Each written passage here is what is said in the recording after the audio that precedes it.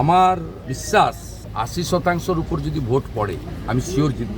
৯০% যদি ভোট পড়ে ফার্স্ট ফেজের মতো আমার মার্জিন খুব বড় হবে এবং ৭৭ নম্বর ওয়ার্ড ছাড়া বাকি ৮টা ওয়ার্ডে আমার লিড থাকে। আমি এই প্রথমবার কলকাতাতে ভোটারদের ক্যামেরার সামনে ভয়হীনভাবে আঙ্গুল দেখিয়ে বলছে, কেউ বলছে আপনাকে ভোট দিলাম, কেউ বলছে খুব বড় গুরুদায়িত্ব আপনাকে পালন করতে হবে, আমরা আপনাকে জেতাচ্ছি। বিভিন্ন মমতা বন্দ্যোপাধ্যায় নেমে পড়েছেন রাস্তাতে, যেটা দেখা যায়নি। আবার বলছেন টেরোরিজম করছে সেন্ট্রাল ফোর্স, এই অভিযোগ তুলছেন আবার মমতা বন্দ্যোপাধ্যায়। প্রথমত আমি প্রত্যেকবার একই কথা বলছি আপনাদের 2 ঘন্টা ধরে। মাননীয়া প্রার্থী তৃণমূল কংগ্রেসের, তার অধিকার রয়েছে লোকজন নিয়ে। আমি তো দেখুন মিডিয়াকেও ডাকিনি, একা ঘুরছি।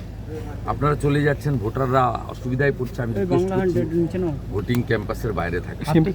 এই কাজটা করুন না, কেন করছেন, কেন ইন্টারফেয়ার করছেন? এটা আজকের ডেটটা ভোটারদের ডেট। আমি যেগুলো ছোটোখাটো চেষ্টা করেছিল সব ব্যর্থ হয়েছে এবং বিশেষ করে ৭৭ নম্বর ওয়ার্ড আর চেতলা এলাকায় সিআরপিএফ একদম টাইট করে রেখেছে এবং তারা যেভাবে বাইরের জমায়েতটা, যেটা সবচেয়ে বড় কলকাতার ভোটে, কলকাতা হাওড়া ব্যারাকপুরে সবচেয়ে বড় প্রবলেম, বাইরে থেকে জমায়েত করে ভোটারদেরকেই ফিরে আয় দেখে নেব, কে বাঁচায় দেখব, যাওয়ার সময় ফেরার সময়। আর এই বাংলাদেশের স্লোগান জয় বাংলা, এগুলো কোথাও করতে পারছে না। It's a very good signal. আমার বিশ্বাস ৮০% উপর যদি ভোট পড়ে আমি শিওর জিতব। ৯০% যদি ভোট পড়ে ফার্স্ট ফেজের মতো আমার মার্জিন খুব বড় হবে এবং ৭৭ নম্বর ওয়ার্ড ছাড়া বাকি ৮টা ওয়ার্ডে আমার লিড থাকে। আমি এই প্রথমবার কলকাতাতে ভোটারদের ক্যামেরার সামনে ভয়হীনভাবে আঙ্গুল দেখিয়ে বলছে, কেউ বলছে আপনাকে ভোট দিলাম, কেউ বলছে খুব বড় গুরুদায়িত্ব আপনাকে পালন করতে হবে, আমরা আপনাকে জেতাচ্ছি, কেউ বলছে জয় শ্রীরাম, কেউ বলছে দাদা ভোটটা একটু স্পিড বাড়াতে বলুন, স্লো ভোটিং হচ্ছে। কিন্তু এবারে যেটা আমি মাননীয় ভোটারদের বলবো, একটু কোঅপারেট করুন। 25-30 মিনিট খুব গুরুত্বপূর্ণ আপনাদের কাছে আমি জানি, কিন্তু একটু আপনারা করুন, কারণ এবারে ওই যে বাটনটা টিপার পরে 7 সেকেন্ড লাগছে আওয়াজটা,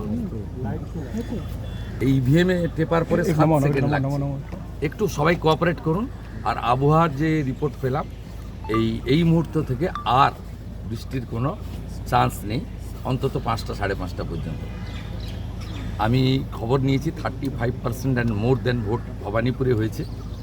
আমার বিশ্বাস এটা 80-85% ভোট হবে এবং কমফোর্টেবল মার্জিনে ভারতীয় জনতা পার্টি জিতবে। দিস ইজ ফার্স্ট টাইম আমরা 267টাতে এজেন্ট দিয়েছি, রিলিভার দিয়েছি। 96 আমাদের ক্যাম্প হয়েছে, 2 জন করে অ্যালাউড যেটা ছিল 2 জন আছে। আমি সবাইকে বলেছি ইলেকশন কমিশনের পুরো 100% যা আছে মানতে। এবারে আমি চলুন আরও কয়েকটা বুথ ঘুরে নিই, আজকে বসে থাকার সময় না। আর এবারে ব্রেক তো দিতে হচ্ছে ফোনগুলো ধরার জন্য, উত্তরগুলো দেওয়ার জন্য, কারণ বুথে ফোন নিয়ে যাওয়া বারণ আছে। আমি ফোনটা বাইরে রেখে যাচ্ছি। আর আপনাদের সবাইকে অনুরোধ করব, পোলিং স্টেশনের মধ্যে ঢুকবেন। এক্ষুনি একজন ভোটার আমাকে বলছিলেন, আমি তো কাউকে নিয়ে ঢুকিনি, হ্যাঁ এতগুলো ক্যামেরা ঢুকে পড়ছে, আমাদের অসুবিধা হচ্ছে, এমন আমি কাউকে ডাকিনি। আমি আপনাদের অনুরোধ করবো, ভোটারদের সেন্টিমেন্টকে মর্যাদা দিন। আমি কোঅপারেট করছি, সারাদিনই করতে থাকবো, সন্ধ্যাবেলাও করতে থাকবো, কালকেও করতে থাকবো, প্রতিদিনও করতে থাকবো। অর্থাৎ 18%-এর ওপর ভোট সকাল 9টা পর্যন্ত পড়েছে, মানে সামগ্রিকভাবে 142টা কেন্দ্র যদি আমরা এখানে 17.8, মানে এটা এখন 35% প্লাস। আচ্ছা, জাম্পিংটা ঠিক আছে, এই যে বৃষ্টি কেটে গেছে এরপর হিউজ জাম্পিং। শুভেন্দুদা, ফলতায় বিজেপি প্রার্থীর ইভিএম বা বাটনে ওই বুথগুলো দাবি করবো আমরা প্রয়োজন হলে। প্রার্থীর সঙ্গে কথা বলিনি, প্রথম প্রার্থীর সঙ্গে কথা বলতে হবে। একটু আগে মাননীয় স্বরাষ্ট্রমন্ত্রী আমাকে ফোন করেছিলেন, আমি ওনাকে ফলতার ঘটনাটা জানিয়েছি। আর উনি আমাকে অ্যাডভাইস করেছেন এই স্লো ভোটিং নিয়ে, যে আমি যেন সিওর সঙ্গে কথা বলি। অন বিহাফ অফ বিজেপি আমি সিওর সঙ্গে কথা বলছি, যাতে হাওড়া, ব্যারাকপুর, কলকাতা শহরতলিতে ভোটিংটাকে অ্যাডিশনাল পোলিং পার্টিতে ওনাদের রিজার্ভে থাকে। এবং আমার অনুরোধের ডিও চেতলাতে অ্যাডিশনাল পোলিং পার্টি পাঠিয়েছেন। এরকম ছোটোখাটো বিষয় ওরা কোঅপারেট করছে, একটু টাইম লাগছে। আমি ভোটারদেরকে অনুরোধ করব একটু ইলেকশন কমিশনকে টাইম দিন। খুব খুব ইম্পর্টেন্ট ভোটিংটা এবারে, ভেরি ইম্পর্টেন্ট, শুধু আপনার জন্য নয়, পশ্চিমবাংলার জন্য তো বটেই, দেশের জন্য। আর ভোটে লড়ে শুভেন্দু অধিকারী মেদিনীপুর আর ভবানীপুরের মধ্যে ফারাকটা কি বুঝছে? মেদিনীপুরে লড়েছেন আর এই প্রথম ভবানীপুর, দুটো ফারাক কি বুঝছেন? 2009 মমতা ব্যানার্জির মেন ক্যাম্পেনার আমি ছিলাম তো নন্দীগ্রামের পরে। উনি যখন 9 থেকে 1 হয়ে গেছিলেন 2004-এ, 2009 তো ওনার গাড়িতে আমাকে বসিয়ে উনি ঘুরিয়েছেন পুরো দক্ষিণ কলকাতা।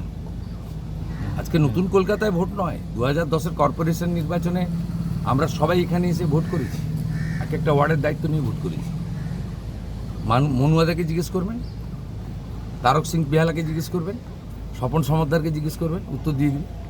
এই মনোদাই বলছেন যে আপনি এই মুহূর্তে ভবানীপুরে যত পার্টি অফিস হয়েছে বা যাই হয়েছে সব মোটামুটি আপনারই ক্রেডিট, আর মমতা বন্দ্যোপাধ্যায়কে হারানোর মতো ক্রেডিটও আপনি আর রাখেন। ফিরাদ হাকিমকে জিজ্ঞেস করবেন তো, বাই ইলেকশনে যখন দাঁড়িয়েছিল তো ঢিল মেরেছিলেন, যখন তাপস পালকে ক্যান্ডিডেট করেছিল। তারপরে ওনাকে যখন বাই ইলেকশনে টিকিট দিয়েছিল, ক্যাম্পেনার কে ছিল?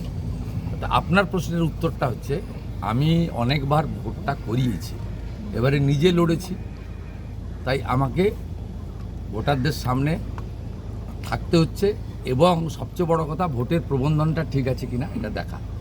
এবং আমি সকাল থেকে ঘোরার পরে খিদিরপুর থেকে চেতলা হয়ে চক্রবেড়িয়া হয়ে আমি গেছি হয়তো 10-12টা বুথে, 14টা বুথে, গ্রাউন্ড দিয়েছি অনেকটা। এর ফলে মমতা ব্যানার্জি সহ তার গুন্ডা বাহিনী চুপসে গেছে, এটুকু বলতে পারি।